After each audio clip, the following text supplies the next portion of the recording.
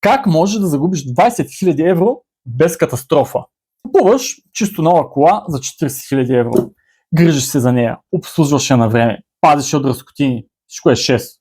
И след няколко години решаваш да я продадеш. И тогава разбираш, че струва наполовина. Повечето хора мислят, че най-големият разход при една кола е горивото.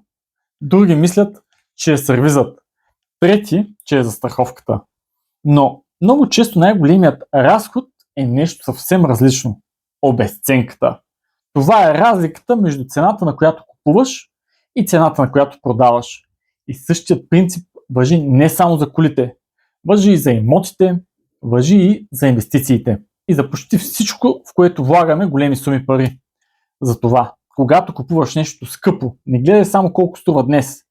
Питай се колко е вероятно да струва след 5 или 10 години. Защото много хора печелят при продажбата. Но най-добрите сделки често се правят в момента на покупката.